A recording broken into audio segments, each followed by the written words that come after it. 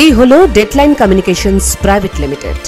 আপনারা দেখছেন express news, খবর নেয়, খবর দেয়।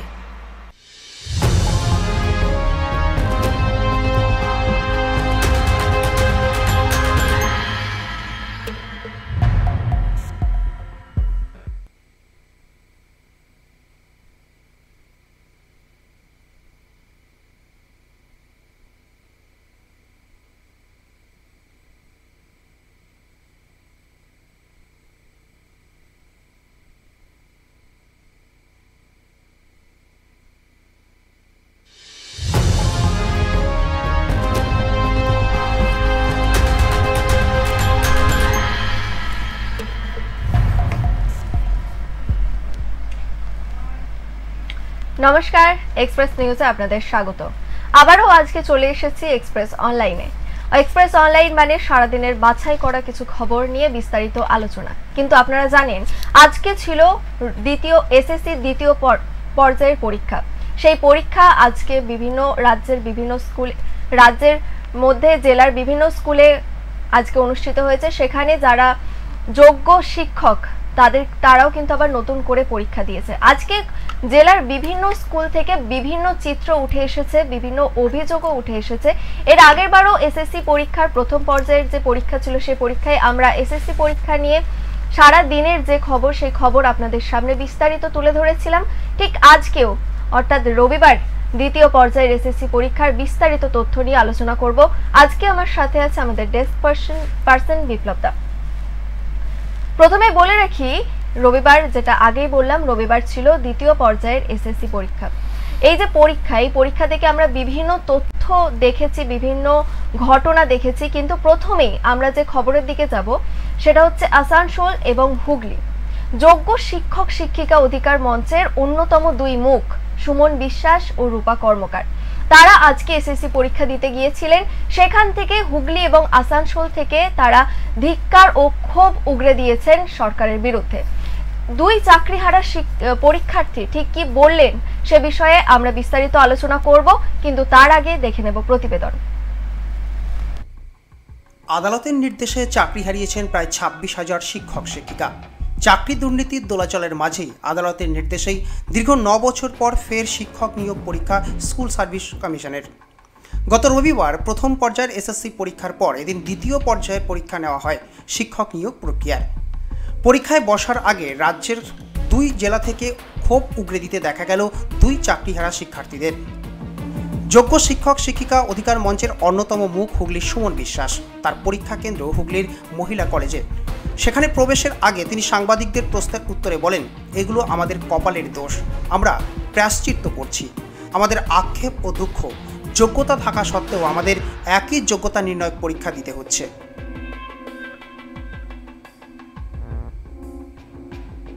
দেখুন, এগুলো কপালের দোষ। কারণ এর আগের দিনই তো বলেছিলাম আমরা 7ই সেপ্টেম্বর প্রথম পর্যায়ে পাপের প্রায়শ্চিত্ত করে ফেলেছি। আজকেও একটা প্রায়শ্চিত্ত করতে এসেছি। আমাদের আক্ষেপ দুঃখ যে আমরা যোগ্য, তা সত্ত্বেও আমাদেরকে একই যোগ্যতা নির্ণায়ক মানের পরীক্ষা দিতে হচ্ছে। আমরা এই সিস্টেমের শিকার। দুর্নীতির ভয়াবহ যে রূপ, তার যে কুপ্রভাব সমাজে, সেটা আমাদের উপর দিয়ে যাচ্ছে। এখন আমরা যাব কোথায়? সেজন্য পরীক্ষা নামক যে পদ্ধতি, সেই পদ্ধতির মধ্য দিয়ে অংশগ্রহণ করার চেষ্টা করছি। আপনি তো 9-10 চাকরি করতেন, এসএসসি 16 সালের যে প্যানেল চাকরি গেল, আবার 11-12 পরীক্ষায় বসতে হচ্ছে কেন? দেখুন, আমরা যেহেতু আমি এমএসসি আছে আমার জুলজির উপরে, তো এটা আমরা পরীক্ষায় বসতে পারতাম, আগের বারও পেরেছি। দু জায়গায় বসার সুযোগ আছে মহামান্য সুপ্রিম কোর্টের নির্দেশে, এবং এসএসসিরও রুলসে আছে, তাই দু জায়গায় আমরা সেই বসলাম পরীক্ষায়। সন্দেহের কোনো জায়গা রয়েছে যে এটা না হলে? দেখুন, আমরা নবম দশমের পরীক্ষার ক্ষেত্রে তো বলেইছিলাম যে আমাদের সুযোগ ছিল না। তো আমাদের কাছে নবম দশম এবং একাদশ দ্বাদশ পরীক্ষায় বসার সুযোগ আছে, তাই আমরা বসলাম, চেষ্টা করছি মাত্র। দেখুন, যারা যোগ্য ছিল এসএসসি 2016 প্যানেলে, তাদের মধ্যে একজন যোগ্য যদি বঞ্চিত হয়, সুমন বিশ্বাসরা আমরণ আমৃত্যু তাদের পাশে থাকবে রাস্তার লড়াইয়ে। এত সোজা নয়, এত সোজা নয়। আমরা লড়াই ছেড়ে যাব না, দেহে যতক্ষণ আছে প্রাণ এই লড়াই চলবে, দুর্নীতির বিরুদ্ধে লড়াই চলবে। অন্যদিকে যোগ্য শিক্ষক শিক্ষিকা অধিকার মঞ্চের অন্যতম মুখ রূপা কর্মকার। তার পরীক্ষা কেন্দ্র আসানসোলের কুলটি কলেজ। পরীক্ষা কেন্দ্রের প্রবেশের আগে রূপা সাংবাদিকদের মুখোমুখি হয়ে রাজ্য সরকার ও বিচার ব্যবস্থার দিকে আঙুল তোলেন। আমি টিচার ছিলাম এবং এখনও আগামী ডিসেম্বরের 31 তারিখ পর্যন্ত আমি চাকরিরতা। তো তার সত্ত্বেও আমাকে কিন্তু আরেকবার পরীক্ষাতে নিজের যোগ্যতার প্রমাণ দিতে হচ্ছে। রাজ্য সরকার তথা রাজ্য সরকারের বিভিন্ন যে দুর্নীতি পরায়ণ দপ্তর, এসএসসি, মধ্যশিক্ষা পর্ষদ, এবং তার সঙ্গে আমাদের যে জুডিশিয়ারি সিস্টেম, সর্বোচ্চ বিচারালয়, সেটা হচ্ছে সুপ্রিম কোর্ট, তার অন্যায়পূর্ণ যে একটি বিচার ব্যবস্থার রায়, সেই রায়ের কারণে আজকে কিন্তু আমাকে একজন চাকরিরতা হয়েও আবার আমার যোগ্যতার প্রমাণ দিয়ে আমাকে নিজেকে প্রমাণিত করতে হচ্ছে। তো এর থেকে লজ্জাজনক, দুঃখজনক আর হতাশাজনক মনে হয় না কিছু হবে। আমি চাইবো না ভবিষ্যৎ প্রজন্মের যারা আরও পরীক্ষা দিচ্ছে, আমাদের ছাত্রছাত্রীরাও কিন্তু আমার সঙ্গে এবার পরীক্ষা দিচ্ছে, তাদের সঙ্গে যেন এই ঘটনাটি ঘটে।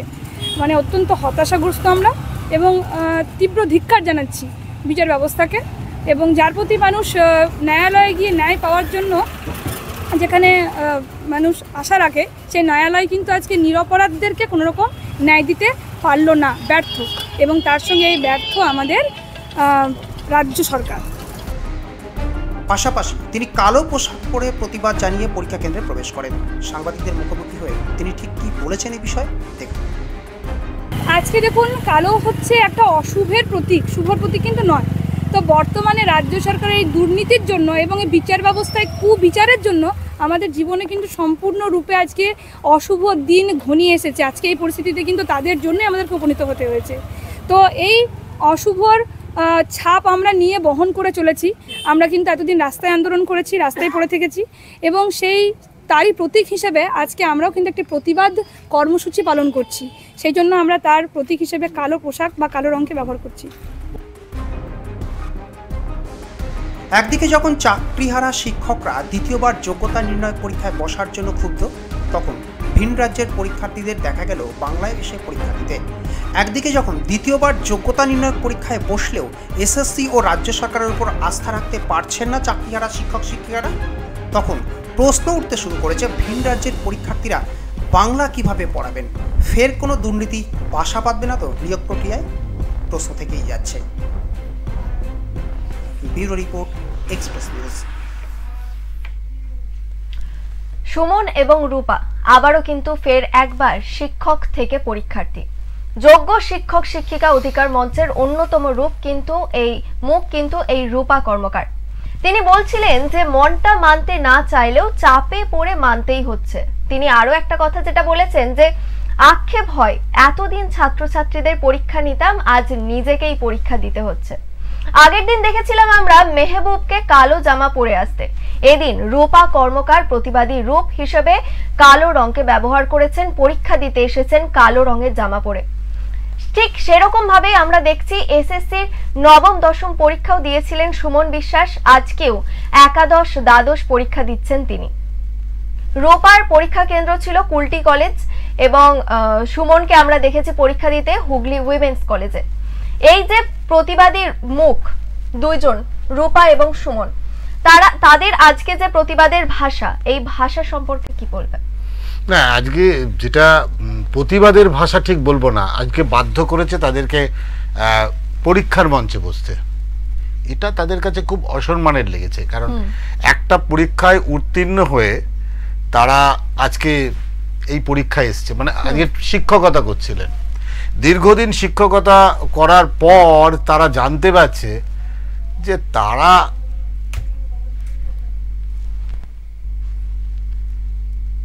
দীর্ঘদিন পরীক্ষা চাকরিটা করছে, সেই চাকরিটা অবৈধ। এটা অত্যন্ত লজ্জার এবং তাদেরকে, কারণ এখানে কিছু অযোগ্য লোককে কিছু সুপারিশে ঢুকে গেছে, যার প্রমাণ আমরা দেখেছি, বারবার দেখেছি। সেখানে টাকার পাহাড় ধরা পড়েছে কোথাও, যেটা শোনা যাচ্ছে বা যেটা চলছে ঘটনার যে সংবাদ শিরোনামে যেটা ছিল সেটা হচ্ছে বহু লোকের আর্থিক মানে পয়সা দিয়ে অনেক লোক চাকরি করছে, এমন অযোগ্য লোক চাকরি পেয়েছে। সেই যোগ্য অযোগ্য বাছাই পর্বটা সরকার করতে পারেনি, আর সরকার করতে পারেনি বলেই আজকে এইরকম একটা সমস্যার মুখোমুখি আমরা হলাম। সমস্যার মুখোমুখি আমরা হলাম না, যদি বলো তুই যে বিপদ, আমরা কি করে সমস্যার মুখোমুখি হলাম? একেবারে এক কথায় 26,000 শিক্ষকের চাকরি চলে যাওয়ার সাথে সাথে বাংলার যে স্কুল এই 26,000 শিক্ষকের উপর নির্ভরশীল ছিল, সেই স্কুলের শিক্ষা ব্যবস্থা ভেঙে পড়ল। তুমি কদিন ধরেই আমরা দেখছিলাম মানে দক্ষিণ 24 পরগনার স্কুলের ভয়ঙ্কর বাজে অবস্থা, সেখানে শিক্ষক নেই, সেখানে শিক্ষকদের পড়াবার ইচ্ছা নেই, এরকম দেখছিলাম।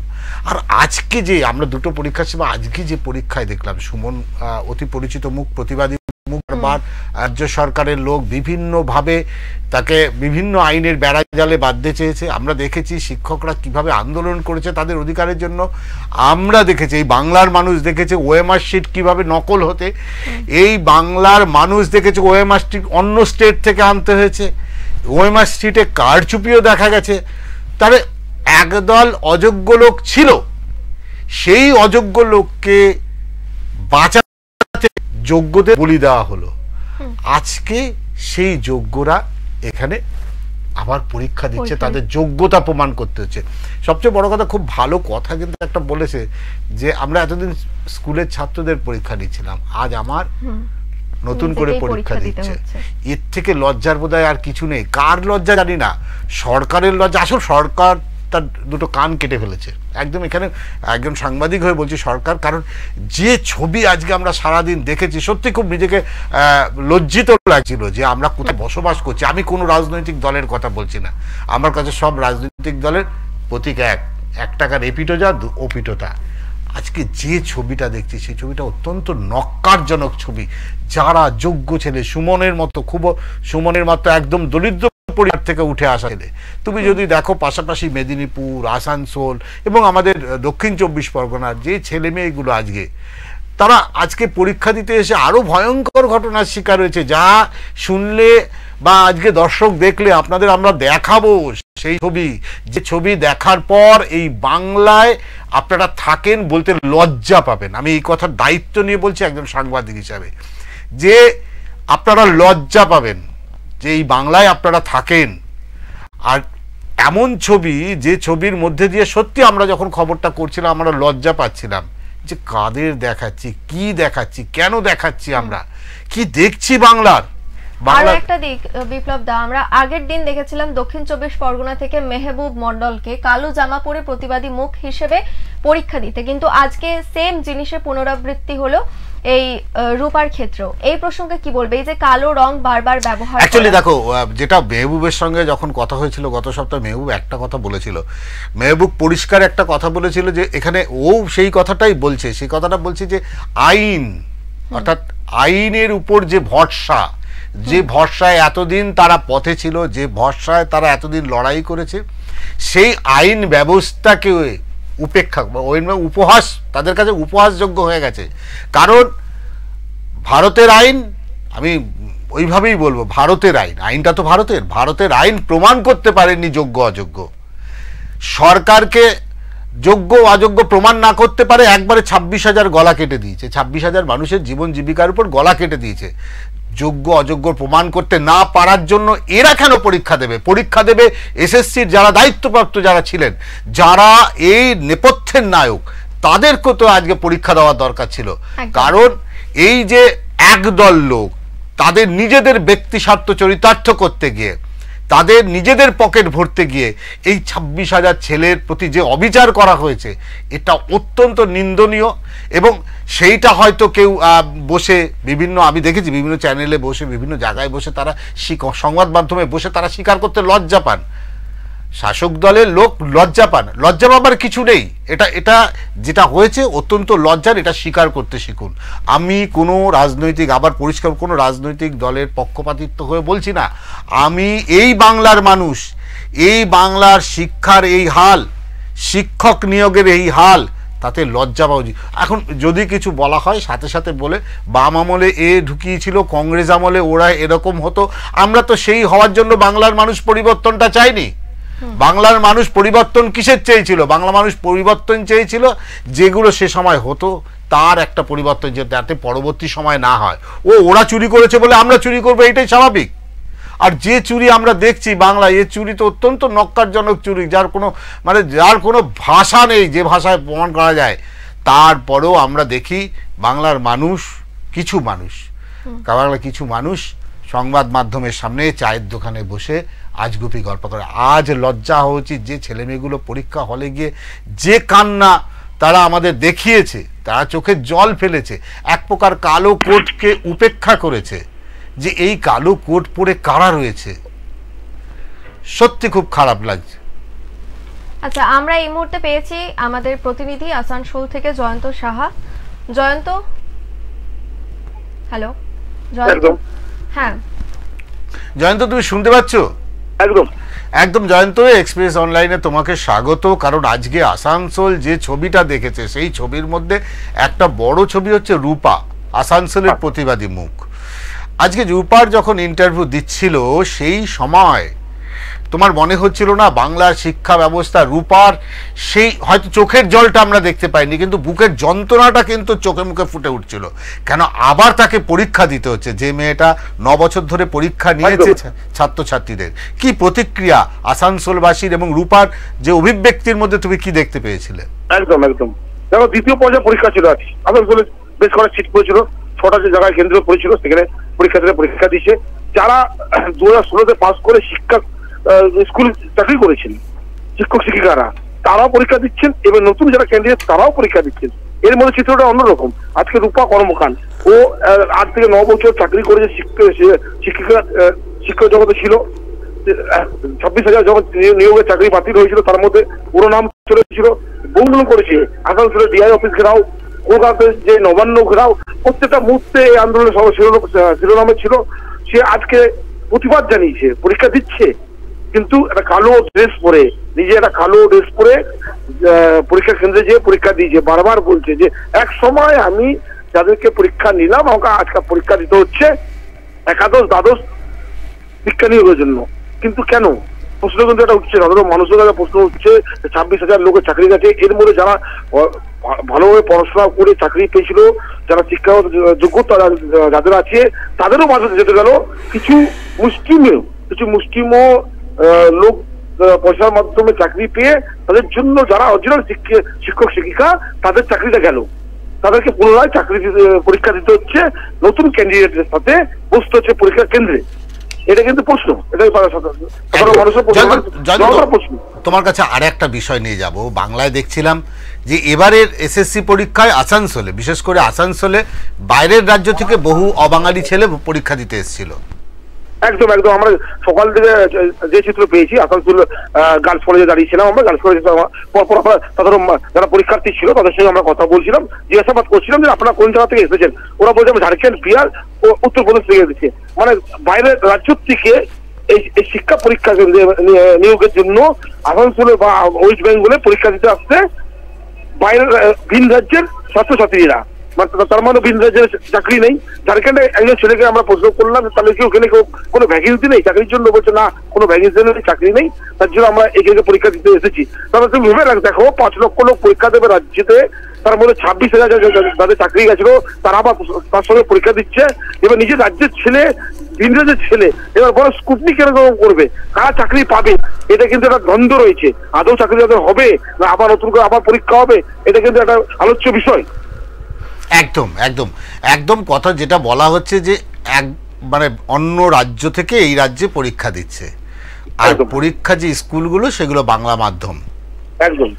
তাহলে দেখো, আমি প্রথমে জানিয়ে রাখি, এখানে পরীক্ষা শুধু না, সাবজেক্ট ওয়াইজ পরীক্ষা হচ্ছে। হিন্দি ভাষীর যখন পরীক্ষা হচ্ছে না, যা হচ্ছে ইংলিশ আর বাংলা না জিওগ্রাফি, একজন সাবজেক্টের উপরে পরীক্ষা দিতে আসছে। কিন্তু ঝাড়খণ্ড থেকে যারা আগত, যারা পরীক্ষা দিতে আসছে, তারা বারবার বলছে এখানে হিন্দিতে কোশ্চেন পেপার হচ্ছে না, কিন্তু হবে কেমন করে? এটা বাংলায় পরীক্ষা হচ্ছে, বাংলায় শিক্ষক নিয়োগ হচ্ছে, তারই পরীক্ষা চলছে, তার উপরে ভিত্তি করে এটা হয়েছে। কিন্তু ভিন রাজ্যের ছাত্রছাত্রীরা যখন পরীক্ষা দিতে আসছে, বাংলায় বহু বেকার যুবক যুবতী আছে যারা পাস করে বসে আছে কিন্তু চাকরি পাচ্ছে না। কিন্তু ভিন রাজ্যের লোকরা এসে চাকরি দিচ্ছে। আজকে এমনিতেই এই নিয়োগ নিয়ে কিন্তু দুর্নীতি হয়েছে, এই নিয়ে রাজনীতি মহলে একটা আলোচনা বিষয় হয়েছে। তারপর নতুন করে আইনি ভাবে একটা আইন থেকে যেটা বলা হয় যে আইন থেকে কোর্টের দ্বারস্থ হওয়ার পরে তারপর পরীক্ষা শুরু হয়েছে। একদম অসংখ্য ধন্যবাদ তোমাকে জয়ন্ত, তুমি একদম খুব ভালো বিষয় তুলে ধরেছে। আমরা হুগলি থেকে বোধহয় এই মুহূর্তে আমাদের প্রতিনিধিকে পাচ্ছি, যেখানে সুমন আজকে পরীক্ষা দিয়েছিল। সুমন, শুনতে পাচ্ছ আমাদের কথা? সুমন আমাদের সাথে আছে হুগলির প্রতিনিধি অমিত কর্মকার। অমিত, তোমাকে অনেক অনেক স্বাগত এক্সপ্রেস অনলাইনে। আজকে আমরা দেখেছি যে হুগলি থেকে, হুগলির সুমন বিশ্বাস যে একেবারে প্রতিবাদের এসএসসির যে প্রতিবাদ, সেই প্রতিবাদের একেবারে সামনের সারির মুখ, সেই সুমন বিশ্বাস আজকে এসএসসির দ্বিতীয় পর্যায়ের পরীক্ষা দিয়েছে হুগলি উইমেন্স কলেজ থেকে। হ্যাঁ, আজকে যে সার্বিক প্রতিক্রিয়াটা কি ছিল? অনেক কথা বলেছে, যে কথার মধ্যে থেকে সারমর্মটা তুমি কি বুঝতে পারলে অমিত? দেখো, বারবারই কিন্তু সুমন প্রথম থেকেই বলে আসছিল যে প্রাতিষ্ঠানিক একটা সরকারের দুর্নীতি, সেই দুর্নীতির শিকার হতে হয়েছে তাদের, এবং সেই দুর্নীতির শিকার হয়ে আজকে তাদের পরীক্ষায় বসতে হয়েছে, এটাই তারা বারবার বলে আসছিল। এবং সেই আন্দোলনের প্রথম সারির মুখ ছিল হচ্ছে সুমন বিশ্বাস।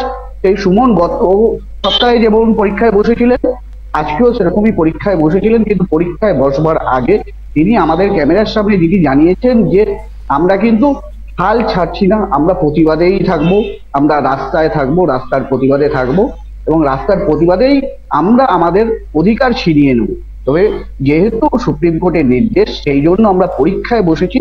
তবে সরকার যদি মনে করে যে এখান থেকে কেউ পরীক্ষায় যদি সেইভাবে দাগ কেটে তাদের চাকরিটা হারায়, তাহলে সেক্ষেত্রে কিন্তু প্রতিবাদ তারা ছাড়বে না, প্রতিবাদের রাস্তা থেকেই তারা তাদের অধিকার ফিরিয়ে আনবে, এটুকুনি তারা বলছে। মানে সুমন আজকে পুরো দৃঢ় প্রতিজ্ঞ হয়ে ছিলই। আজকে ক্যামেরার সামনে তাকে দেখা গেল অনেকটাই আত্মবিশ্বাসী, এবং বরাবরই যেতে যায় এই আন্দোলনে বারবার প্রশাসনের নজর বোধহয় সুমনের উপরই ছিল। এর আগের দিনও ঠিক সুমনের জন্য আলাদা প্রোটেকশনের ব্যবস্থা করা হয়েছিল। সুমনের জন্য চন্দননগর পুলিশ কমিশনারেটের তরফ থেকে তার বাড়ি থেকে যখন বেরোয় তখন তার উপর নজরদারি চলে। আজকেও ঠিক সেই ঘটনাই হয়েছে। তার বাড়িতে হয়তো নজরদারি ছিল না, কিন্তু যে পরীক্ষা কেন্দ্রে সে পরীক্ষা দিয়েছে, সেই পরীক্ষা কেন্দ্রে বেশ কিছু এক্সট্রা ফোর্স আনা হয়েছিল। কারণ হচ্ছে সেখানে সুমন ছিল, সুমনের দিকে সকলেরই নজর থাকে, কারণ সুমন এই আন্দোলনের প্রথম সারির একদম মুখ, যার কারণে সুমন কি করছে, সুমন কি ভাবছে, সেটা কিন্তু সবার মানে নজরে থাকে, যার কারণে সুমনের জন্য আলাদা প্রোটেকশনের ব্যবস্থা করা হয়েছে। অসংখ্য ধন্যবাদ তোমাকে সঙ্গে থাকার জন্য।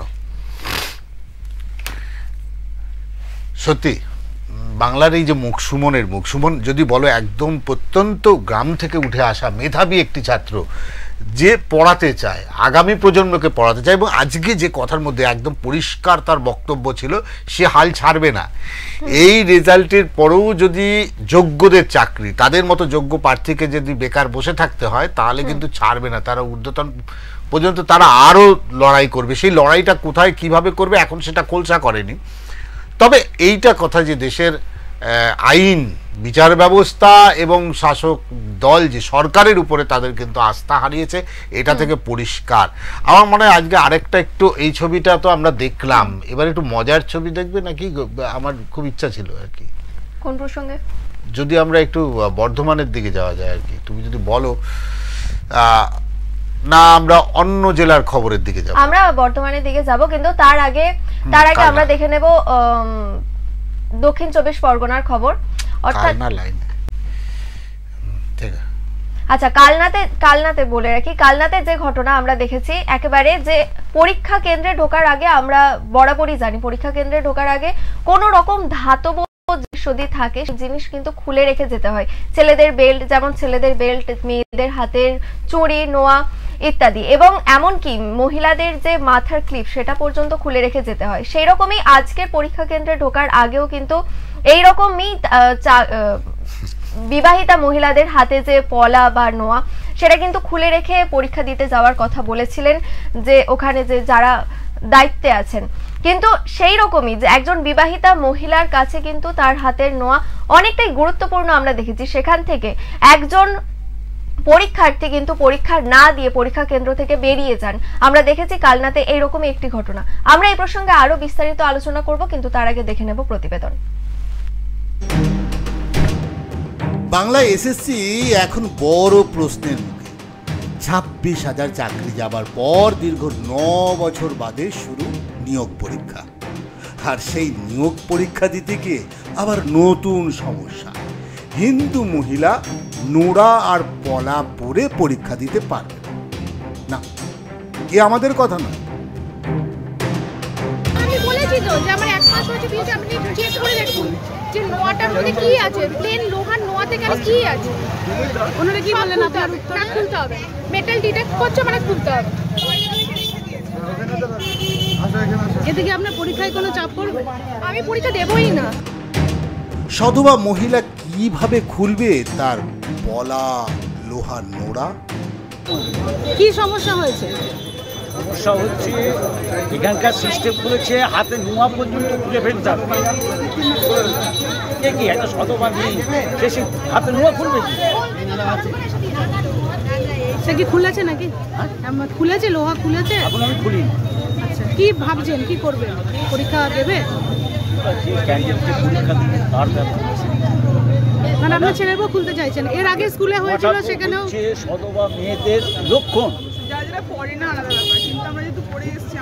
কোনো কাগজে প্লাস নেই, কোনো খবরে কিচ্ছু নেই যে হাতে নোয়া শাখা সিঁড়ি ইয়ে করে আসো। এ বিষয়ে দায়িত্বপ্রাপ্ত দিদিদের কথা একটু শুনুন। এই যে এই দিদি, কয়েকজন পরীক্ষা না দিয়ে ফিরে গেল, লোহা খুলতে বলা হয়েছে বলে। সেইটা তো আমরা জানি না, তারা তো কোনো রকম আমাদের কিছু জানায়নি। তাদের তো জানা দরকার ছিল। দেখুন আগের দিন কি করেছে, কাগজও তো কিছু নেই, যা যা বলছে কাগজও কিছু নেই, আজকের কাগজও কিছু নেই। কাগজের কথা আমাদের যা বলছে সেইটাই। দিদি ও ম্যাডাম, আপনি কোনো ডিসিশন তো দিলেন না, তাহলে কি ওরা পরীক্ষা দেবে না? ও তাতে আপনার কি যায় আসে? আপনার চাকরি পাকা। কিন্তু যারা স্বপ্ন নিয়ে এসেছিল তারা এক রাশ ক্ষোভ নিয়ে পরীক্ষা না দিয়ে বাড়ি ফিরে গেল কতগুলো নিয়মধারী বিবেকহীন মানুষের জন্য, যারা হবু রাজার গবু মন্ত্রীকে খুশি করতে গিয়ে কি করলো নিজেরাই জানে না। তা সত্ত্বেও আজকে নতুন যারা বিবাহিত তাদেরকে যদি বলে লোহা খুলতে, অসম্ভব। মানে আপনাকে এখানে আপনাকে কি বলা হয়েছে এখানে? হ্যাঁ বলেছেন লোহা খুলতে, আমি বলেছি আমি খুলবো না। এখনই বলেছি? আপনি যখন খুলবেন না বললেন তখন তারা কি বললো? ওইটুকুই বলছে, ব্যাস, তারা আর কিছু বলছে না। Bureau report, express news.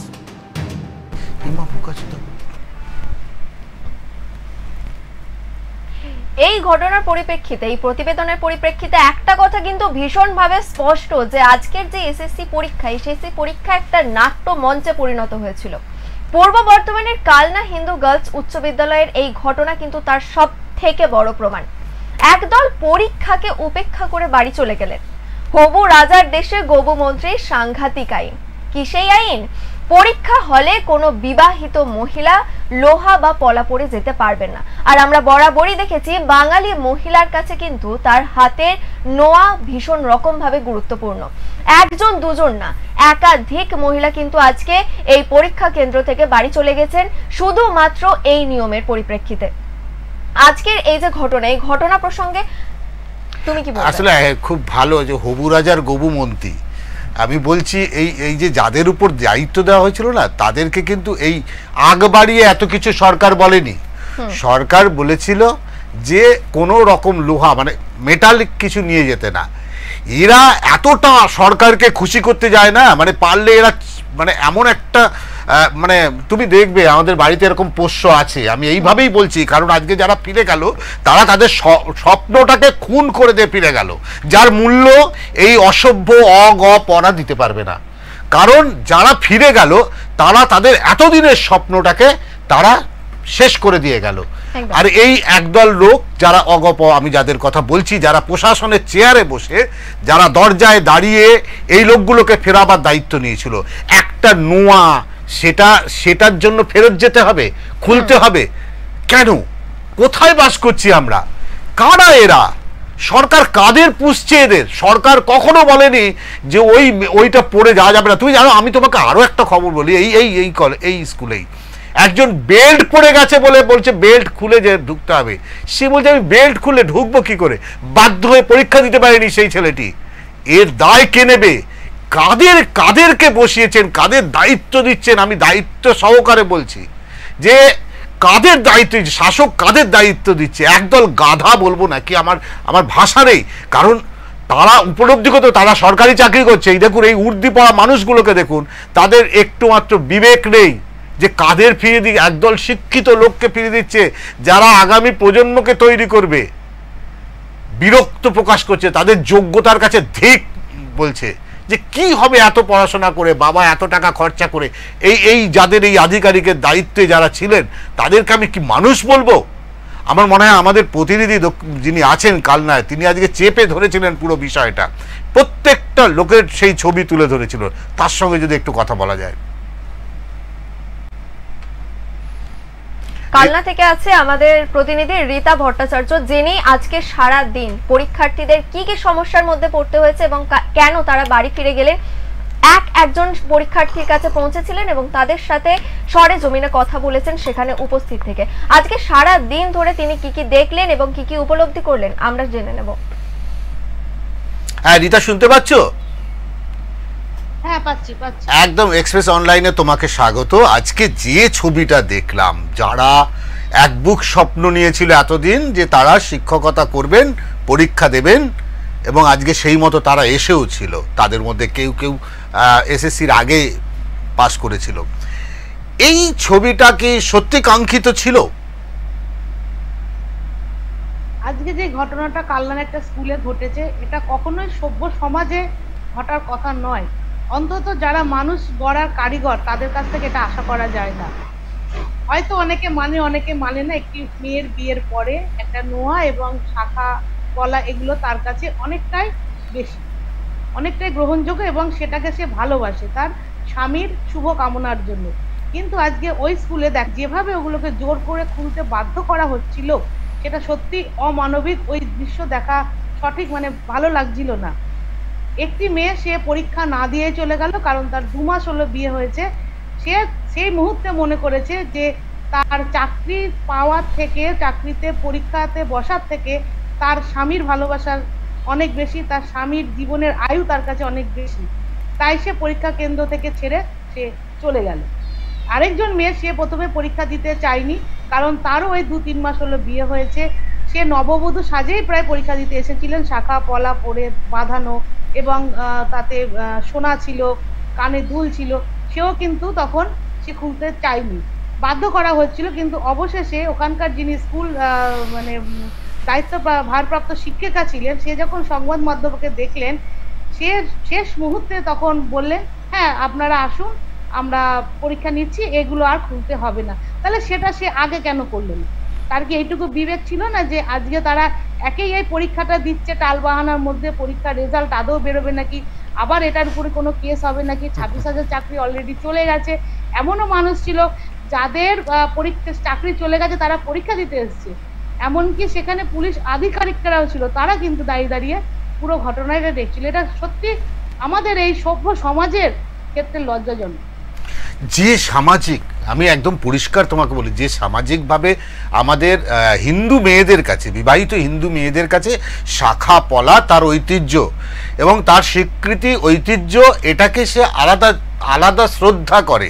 কারণ এই শ্রদ্ধার জায়গায় তার এই ধার্মিক শ্রদ্ধা, ধার্মিক আধ্যাত্মিক একটা এর সঙ্গে সম্পর্ক রয়েছে।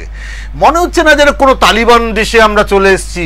একটা হবু রাজার গবুমন্ত্রী নতুন করে আইন করলেন, আর পারিষদটা পালন করতে গিয়ে একেবারে আজ্ঞাবহ দাসের মতো পালন করতে শুরু করলো। আমি একটি ছেলেকেও দেখছিলাম, তার কোমরের বেল্টের জন্য তাকে বার করে দেওয়া হয়েছিল। তাকে যখন কোমরের বেল্টটা খুলতে বলা হচ্ছিল, সে সত্যি খুবই প্রতিবাদ জানিয়েছে, এবং সে এটাও বলেছে যে সরকারকে চোর বলেছে, অন ক্যামেরাতে সরকার কাছে পুলিশের সামনে চোর বলছে। এর থেকে লজ্জাজনক ঘটনা আমাদের এই পশ্চিমবঙ্গে মনে হয় না আর কিছু হতে পারে, কারণ তারা অনেক স্বপ্ন নিয়ে পরীক্ষা দিতে এসেছে।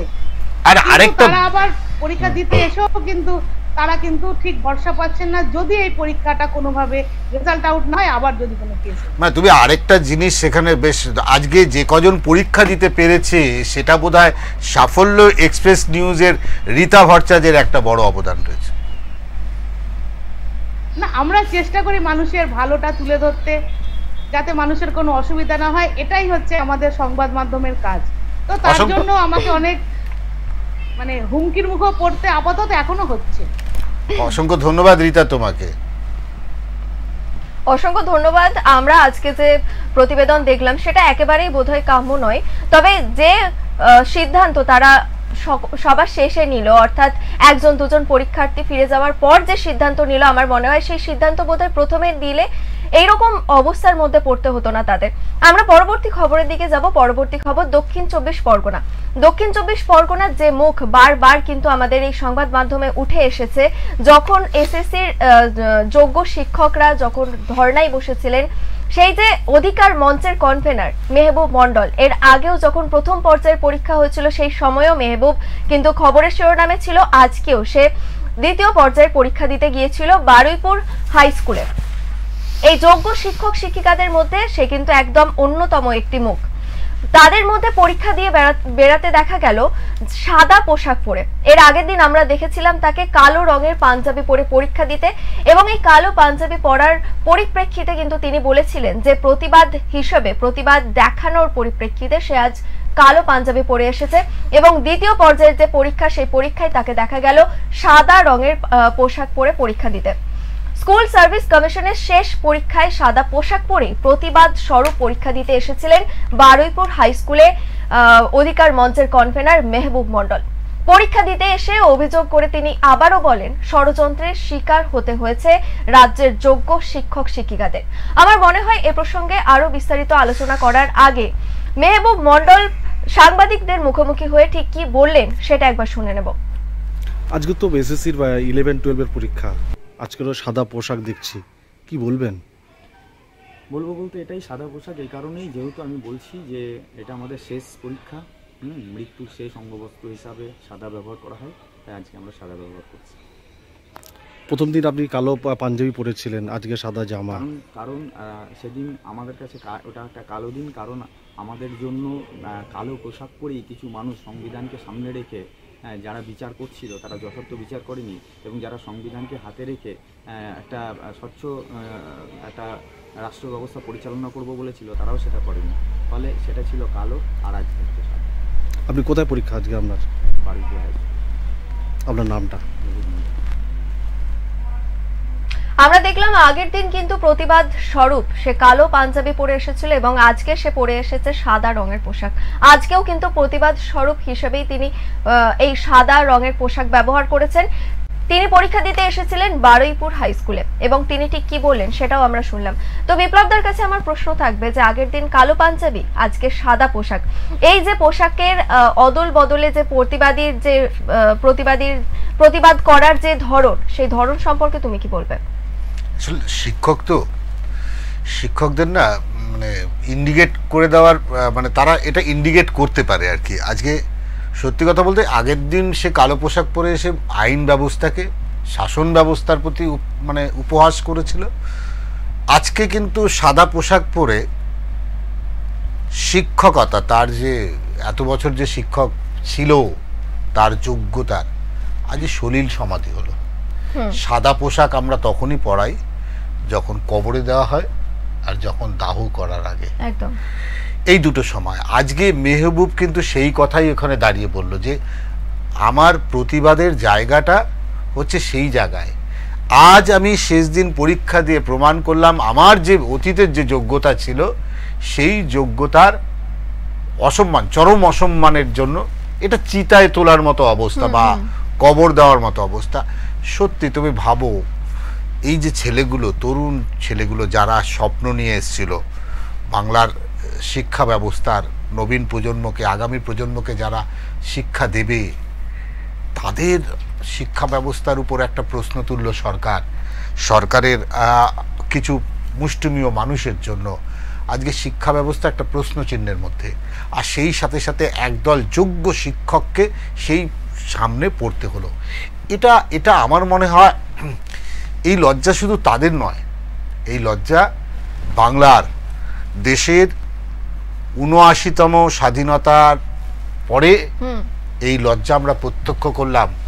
৯ বছর ধরে একদল অযোগ্য লোক তারা চাকরি করছিলেন শিক্ষকতার, আর তাদের জন্য বলি হলো এই সমস্ত প্রতিভাবান ছেলেরা, যাদের দিয়ে আমরা আশা, তাদের কাছে আমাদের অনেক আশা প্রত্যাশা ছিল। তাদের আচার ব্যবহার, তাদের এই জিনিসই কিন্তু পরিষ্কার প্রমাণ করে দিচ্ছে। আমার মনে হয় আমাদের আজকের যিনি প্রতিনিধি আছেন, যিনি এই খবর করেছেন এবং যিনি সরাসরি এই মেহবুব মণ্ডলের সাথে কথা বলেছেন, তার যে প্রতিবাদীর ধরন, প্রতিবাদীর রূপ, সেই ধরন প্রত্যক্ষ করেছেন, তার সাথে একবার কথা বলবো। আমাদের সাথে আছে দক্ষিণ ২৪ পরগনার রেবতী। রেবতী, তুমি শুনতে পাচ্ছ? হ্যাঁ, দীপ্তিকা শুনতে পাচ্ছি। আগের দিন কালো পাঞ্জাবি, আজকে সাদা পোশাক পরে কিন্তু প্রতিবাদের ধরন হিসেবে পরীক্ষা দিতে এসেছিল একেবারে অন্যতম প্রতিবাদী মুখ মেহবুব মণ্ডল। রেবতী, হ্যাঁ শুনতে পাচ্ছি আমি। একদম দক্ষিণ ২৪ পরগনার এই যে ব্যতিক্রম যে প্রতিবাদী মুখকে আজকে আমরা দেখলাম, তার ভাষা মনে হচ্ছে না কোথাও চরম অবমাননার শিকার হয়েছে যোগ্য ব্যক্তিরা, যাদের যোগ্যতা প্রশ্নচিহ্নের মুখে অপমানিত, লাঞ্ছিত হতে হয়েছে একটা শাসক দল বা একটা সরকারের অপদার্থতার জন্য।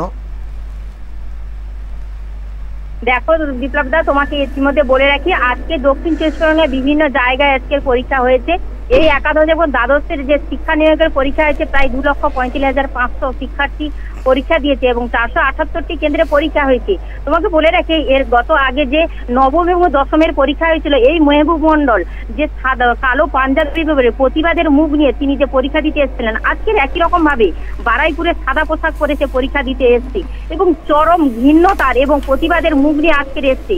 তাকে প্রশ্ন করা হয়েছিল কেন সাদা পোশাক পরে আজকে সে পরীক্ষা দিতে এসছে। একটাই কথা বলেছে যে এই পরীক্ষাটা শেষ পরীক্ষা, আর মানুষের শেষ মুহূর্তে মানুষ কি করে, সাদা কাপড়ই দেয়। সেই সাদা, আজকে যে সাদা জামাটা পরিয়েছে, সে আজকে প্রতিবাদী ভাষাটা জানিয়েছে এইভাবে। বিপ্লব দা, একদম একদম সত্যি কথা বলতে আজকে শিক্ষকদের প্রতি মনে হলো না কোথাও এসএসসি পরীক্ষা আজকে আমাদের এক্সপ্রেস নিউজের ক্যামেরায় যা ধরা পড়েছে, তার জন্য মনে হলো না যে শিক্ষা ব্যবস্থার যে পরীক্ষা এসএসসি একটা প্রহসন মাত্র। তোমার কি মনে হচ্ছে একজন সাংবাদিক হিসাবে? দেখো, আমি তোমাকে যে কথা বলে রাখি যে রাষ্ট্রীয় উদ্যোগে অসাংবিধানিক উপায়ে বিচার ব্যবস্থার মধ্যস্থতার নিরপরাধীদের যে আজকের বলি দিয়েছে, তার শিকার হচ্ছে এই যে শিক্ষক শিক্ষিকারা। তাদেরকে যে অযোগ্য বলে প্রমাণ করে, অযোগ্য বলে যে তাদেরকে বাদ দিয়ে দিচ্ছে, আজকে নতুন করে তাদেরকে আবার নিয়োগ করা হচ্ছে। আজকের আবার তাদেরকে এসএসসি পরীক্ষায় বসার জন্য সুযোগ করে দিয়েছেন, কিন্তু আতঙ্কের মধ্যে রয়েছে কেনই বা তাদের পরীক্ষা তাদেরকে বাতিল করা হলো অযোগ্য বলে, এবং আবার পুনরায় কেন তাদের আবার পরীক্ষা নিয়েছে, এই নিয়ে বিভিন্ন জায়গায় প্রশ্ন উঠছে। অসংখ্য ধন্যবাদ তোমাকে রেবতী। এর পরবর্তী আমরা যে খবরে যাব, যে খবর কিন্তু একেবারে দেখলে আপনাদেরও মনে হবে, সত্যিই প্রশ্ন আসবে যে কোথায় আমরা বসবাস করছি।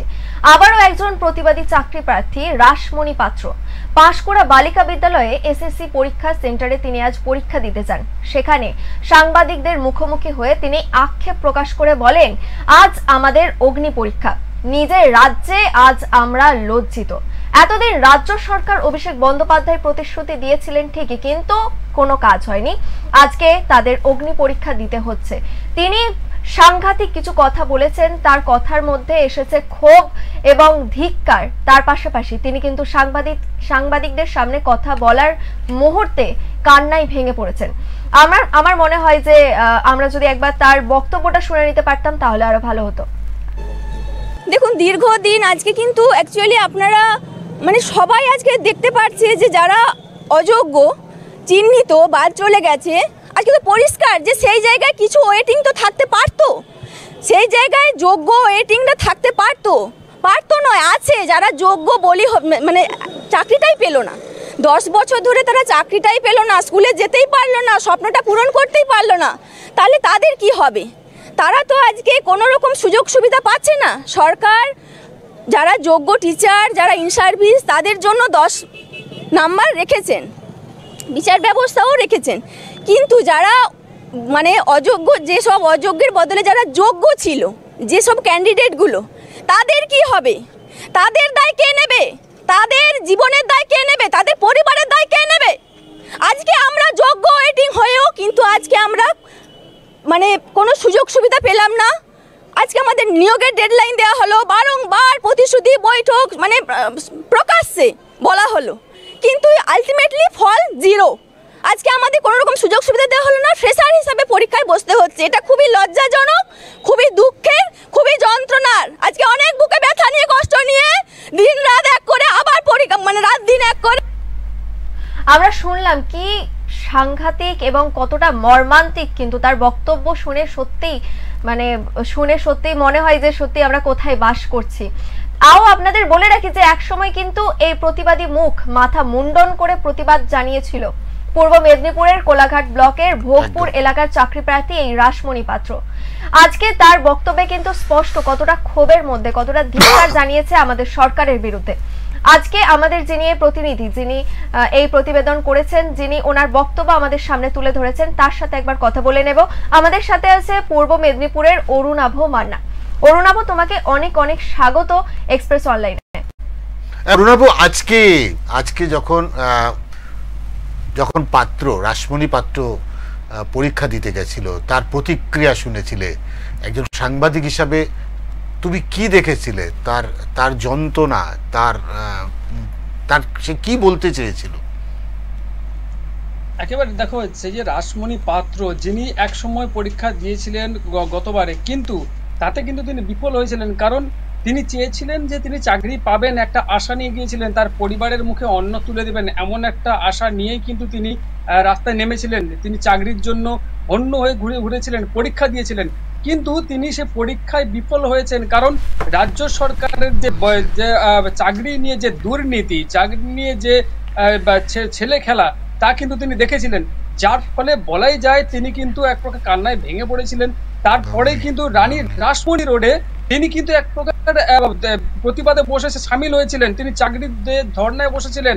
তিনি কিন্তু নিজের মাথা মুন্ডন করে, অর্থাৎ নিজের মাথার যে শোভার চুল, কারণ যে নারীর যে শোভনীয় যেটা মাথার চুল, তা কিন্তু তিনি কামিয়ে তিনি কিন্তু ন্যাড়া হয়ে তিনি প্রতিবাদ জানিয়েছিলেন, তবুও কিন্তু তিনি চাকরি পাননি। এমনকি তাকে ডেডলাইন দেওয়া হয়েছিল, তিনি চাকরি পাবেন, তাকে চাকরি দেওয়া হবে, অভিষেক বন্দ্যোপাধ্যায় কিংবা মুখ্যমন্ত্রী চাকরি দেবেন, একটা ডেডলাইন দিয়েছিলেন, এমনটাই তিনি বলেছেন। তারপরেও তাকে দ্বিতীয়বার আবার নতুন করে চাকরিতে বসতে হচ্ছে, তাকে চাকরির পরীক্ষায় বসতে হচ্ছে। কিন্তু কেন চাকরির পরীক্ষায় বসতে হবে কেন? কারণ আমরা দেখেছি কিন্তু যে গোটা রাজ্যবাসী দেখেছে যে চাকরি নিয়ে যে দুর্নীতি, যে চাকরি বিক্রি, টাকার বিনিময়ে চাকরি বিক্রি হচ্ছে, কিন্তু যারা চাকরি প্রার্থী, যারা শিক্ষিত সমাজের যারা মানুষজন রয়েছেন, যারা ছাত্রছাত্রীরা, তারা চাকরির আশায় হন্যা হয়ে ঘুরছেন, কিন্তু তাদেরকে চাকরি পাচ্ছে না, তারা চাকরি কিনতে হচ্ছে তাদেরকে, তবুও কিন্তু চাকরি একদম অরুণাভ, তোমাকে অসংখ্য ধন্যবাদ, কারণ আমাদের সময় খুব কম। তোমাকে ধন্যবাদ এই তুমি আমাদের প্রতিবেদনটি তুলে ধরার জন্য। তোমাকে যেটা বলি রেবতী, যেটা একদম শেষ যেটা দিয়ে করবো, সেটা হচ্ছে দীপশিখা, এই যে মেয়েটি মাথা মুন্ডন করেছিল, রাসমণি যোগ্য প্রার্থী ছিল, চাকরি চোরার পরে তিনি যখন মাথা মুন্ডন করে প্রতিবাদ করেছিলেন, সেই সময় আশ্বাস দেওয়া হয়েছিল তাদের কারুর চাকরি যাবে না, কিন্তু আলটিমেটলি যখনই সরকার বলে কারু চাকরি যাবে না, কারু ক্ষতি হবে না, ঠিক তখনই ঠিক তার উল্টো ছবি দেখা যায়। আজকে আমরা যে ছবি সার্বিক দেখলাম, এটা অত্যন্ত খারাপ। আমরা এরপরে বাংলার মানুষ এসএসসির উপর কতটা ভরসা করবে কিনা, এটা কিন্তু প্রশ্নচিহ্ন থাকে। আমরা একেবারে শেষ মুহূর্তে এসে উপস্থিত হয়েছি, কিন্তু আজকে সারা দিনের যে প্রতিবেদন, সেই প্রতিবেদন থেকে কিন্তু একটা জিনিস ভীষণভাবে স্পষ্ট। আমরা দেখেছি রাজ্যের বিভিন্ন জেলার বিভিন্ন প্রান্তে প্রতিবাদী যে শিক্ষক যারা চাকরি হারিয়েছেন, তারা আবার পুনরায় পরীক্ষার্থীর আসনে বসেছেন এবং তারা রীতিমতো অগ্নি পরীক্ষায় দিচ্ছেন বলা যায়। আমরা সারা দিন তাদের যে প্রতিক্রিয়া, সেই প্রতিক্রিয়া তুলে ধরেছিলাম আপনাদের সাথে। আজকের মতো আমাদের অনুষ্ঠান এখানেই শেষ করব। চোখ রাখুন এক্সপ্রেস নিউজের পর্দায়। এক্সপ্রেস নিউজ, খবর নেয়, খবর দেয়।